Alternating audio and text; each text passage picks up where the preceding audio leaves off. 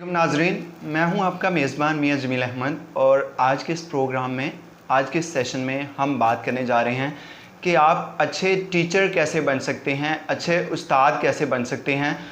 क्योंकि मैंने कंपैरेटिवली जो है वो डिफरेंट यूनिवर्सिटीज़ को भी विज़िट किया, डिफरेंट कॉलेजेस को भी विज़िट किया, डिफरेंट ट्रेनिंग सेशन करवाए, तो वहाँ पे मुझे बहुत ज़्यादा इस चीज़ की नीड फील हुई कि इसके ऊपर भी, इस टॉपिक के ऊपर भी एक प्रोग्राम बनना चाहिए कि आप अच्छे उस्ताद किस तरह बन सकते हैं, आप एक टीचर किस तरह अच्छे बन सकते हैं। नो डाउट हर उस्ताद अच्छा होता है, लेकिन वो कौन कौन सी डेफिशिएंसीज़ हैं वो Please subscribe my channel and press the bell icon button for new updates.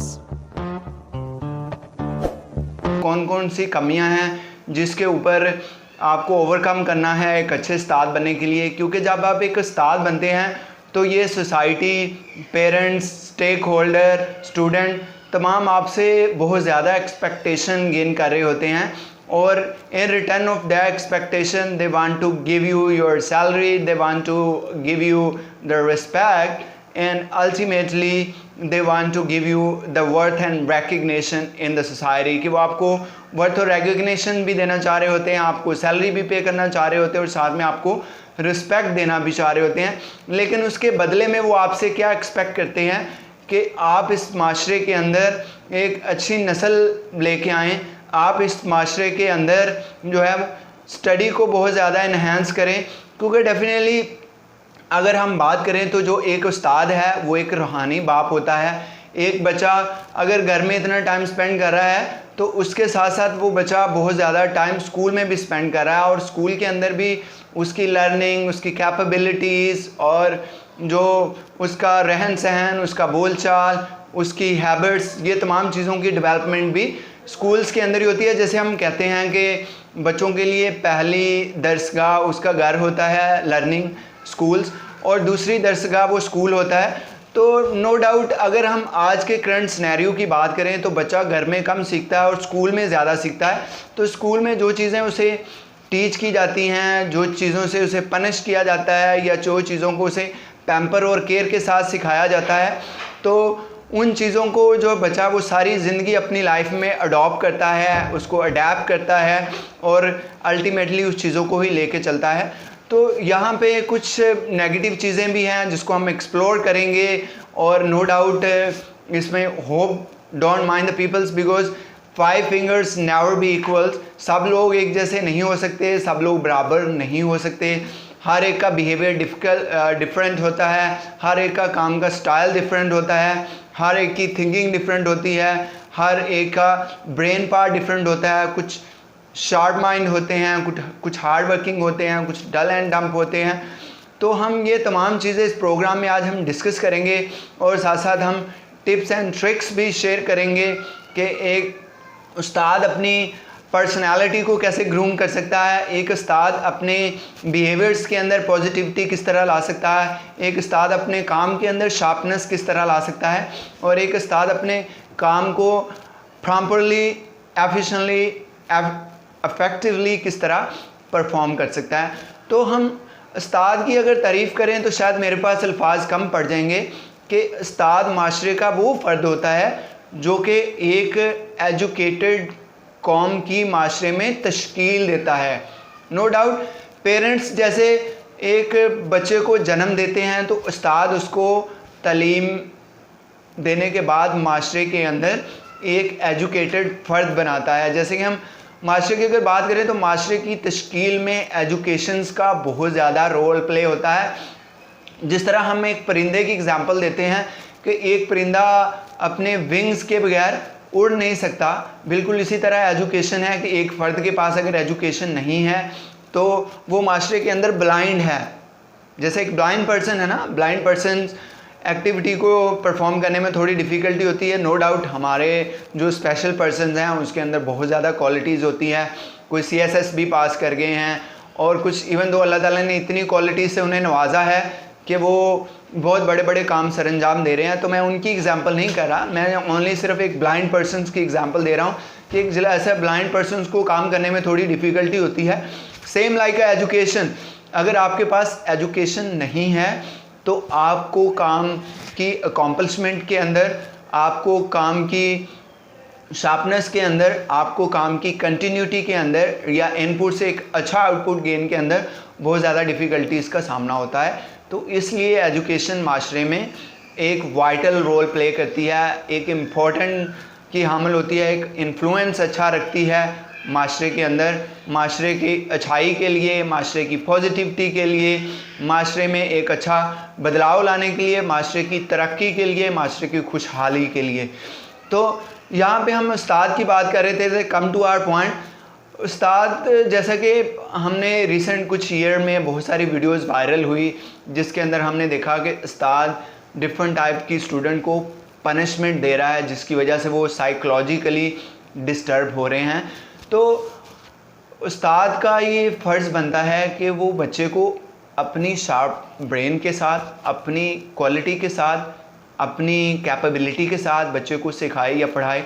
अगर हम एक उस्ताद की बात करें कि कोई पेरेंट्स जो है वो अपने बच्चे को उस्ताद के पास भेजते हैं, स्कूल में भेजते हैं, तो इस एक्सपेक्टेशन के साथ भेजते हैं कि वो हमारे बच्चे को अच्छा सिखाएगा, अच्छा पढ़ाएगा, और वो ये कभी भी एक्सपेक्टेशन नहीं उस्ताद से कर रहे होते कि वो बच्चे को मारे पीटेगा, उसका सर फोड़ देगा, या उसका बच्चा रोता चलाता घर में आएगा और अपने पेरेंट्स को कहेगा कि मैं दोबारा स्कूल तो नहीं जाएगा। You are trying to play psychological with the brain of the child. जिस बच्चे को आप मारेंगे पीटेंगे वो स्कूल नहीं दोबारा जाएगा। तो you are trying to demotivate the child. जब आप चाइल्ड को साइकोलॉजिकली उसके ब्रेन के साथ प्ले करेंगे, उसके ब्रेन को डिसीव करेंगे, उसके ब्रेन को मैनिपुलेट करेंगे, तो बच्चा किस तरह दोबारा स्कूल जाएगा? Because you disturb him psychologically. आपने साइकोलॉजिकली उसे डिस्टर्ब कर दिया तो बच्चा स्कूल कैसे जाएगा? तो मार नहीं प्यार, ये कॉन्सेप्ट बहुत ज़रूरी है। नो डाउट कुछ शरारती बच्चे होते हैं, कुछ ऐसे बच्चे होते हैं जो बॉदर नहीं करते, तो that you have to learn, you have to find the techniques. आपने टेक्निक्स को ढूंढना है, टेक्नोलॉजी का इस्तेमाल करें, इनोवेटिव टेक्निक का इस्तेमाल करें। आपने बच्चे के ब्रेन को चलाना है। Punishment is not the right answer, punishment is not the right parameter और राइट टूल कि आप बच्चे को मार पीट के डरा लोगे तो बच्चा पढ़ लेगा। नो। अगर हम बच्चों की ब्रेन की बात करें तो वर्ल्ड के अंदर एक रिसर्च हुआ था जिसके स्टैटिस्टिक ये शो कर रहे थे कि जितने भी बच्चों को जिस काम से रोका गया विद द कॉर्पोरल पनिशमेंट या जिस तरह की भी पनिशमेंट, तो बच्चों की इंक्यूरियोसिटी या they were more curious to know and perform that particular task जिससे उसे रोका गया था। तो बच्चों को अगर पैम्पर या केयर से आप ट्रीट करेंगे तो बच्चे आपकी बात भी रखेंगे और बच्चे इस काम को परफॉर्म नहीं करेंगे।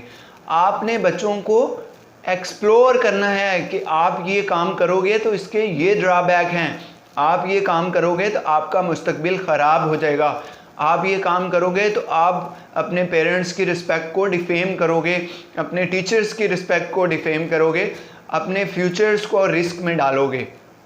ये चीज़ें आपने रियलाइज़ करवानी हैं, ये चीज़ें आपने टीच और ट्रेन करनी हैं। और उसके साथ साथ मैं ये कहना चाहूँगा कि नो डाउट टीचर्स एक अच्छी ट्रेनिंग के बाद ही स्कूल्स के अंदर आता है, ये कॉलेज यूनिवर्सिटीज़ के अंदर आता है। इसके साथ साथ ये कॉलेज की, ये यूनिवर्सिटीज़ की, ये स्कूल्स के जो इंतज़ामिया हैं, चाहे वो गवर्नमेंट है या प्राइवेट इंस्टीट्यूशन है, उनका ये फ़र्ज़ बनता है कि वो एक तो असेसमेंट रखें जिसमें बच्चों से फ़ीडबैक लें अबाउट द टीचर कि वो टीचर से कितना सैटिस्फाई हैं। और अगर कोई बच्चे टीचर से सैटिस्फाई नहीं हैं या टीचर से डरते हैं या साइकोलॉजिकली डिस्टर्ब हो रहे हैं, तो ऐसे इंस्टीट्यूशंस को, ऐसी अथॉरिटीज़ को टीचर्स की ऑन जॉब ट्रेनिंग रखनी चाहिए जिसमें डिफरेंट साइकेट्रिस्ट भी होने चाहिए, साइकोलॉजिकल पीपल्स भी होने चाहिए।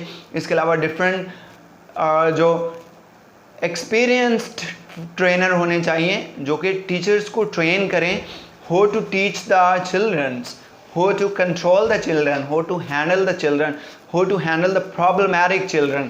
कि प्रॉब्लमैटिक बच्चों को आपने डील किस तरह करना है, मार के साथ नहीं, अग्रेशन के साथ नहीं, बल्कि care, pamper and capability and tricks के साथ आपने बच्चे को हैंडल करना है।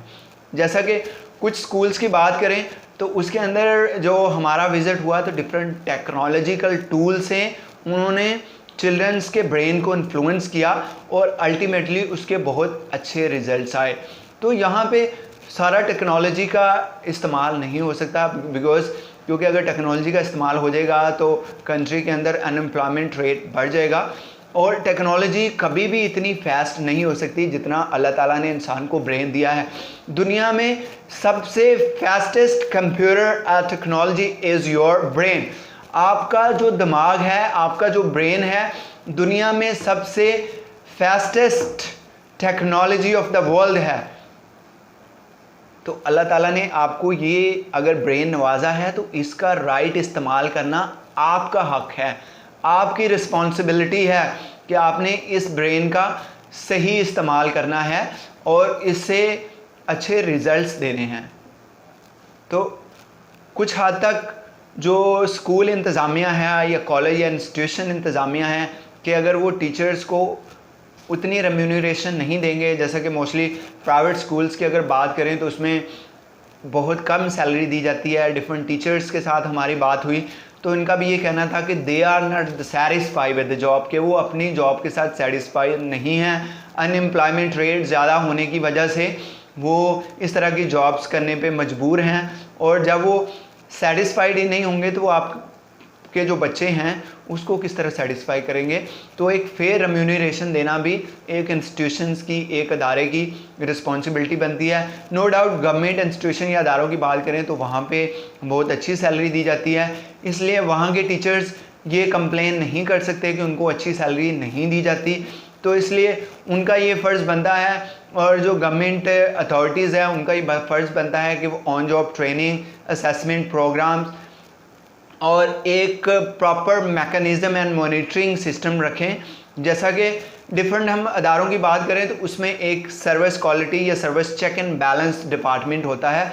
तो एजुकेशंस अथॉरिटीज़ को भी चाहिए कि अपना एक सर्विस क्वालिटी या सर्विस चेक डिपार्टमेंट रखें जो कि टीचर्स की जाके डिफरेंट असेसमेंट करें और इसे कंक्लूड करें कि कहाँ पे लैप्सेस हैं, कहाँ पे ट्रेनिंग की ज़रूरत है, कहाँ पे ऑन जॉब ट्रेनिंग की ज़रूरत है और कहाँ पे डेफिशिएंसीज़ है जिसको ओवरकम करना है।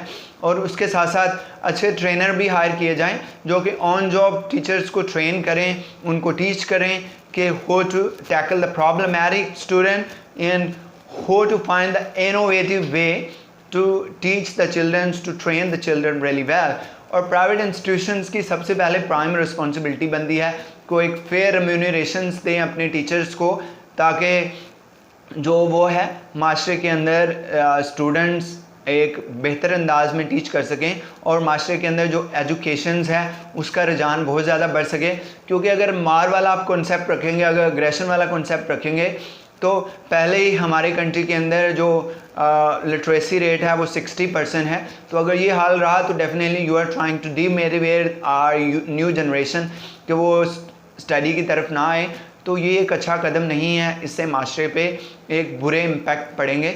अगर आपने हमारा चैनल सब्सक्राइब नहीं किया तो काइंडली उसको सब्सक्राइब कर लें और बेल आइकन के बटन को भी दबा लें ताकि लेटेस्ट अपडेट आप तक सबसे पहले पहुंच सके।